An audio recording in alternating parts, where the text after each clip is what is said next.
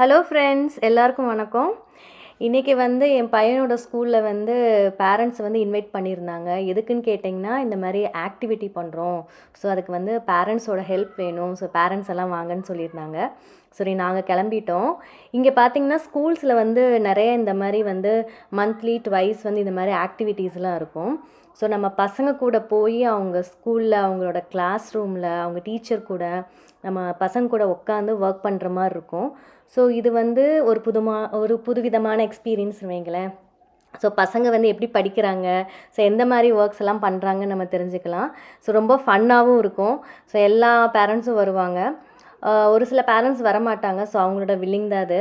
ஆனால் இது வந்து எல்லோரும் சேர்ந்து நம்ம ஒர்க் பண்ணுறப்போ நிஜமாகவே நல்லாயிருக்கும்.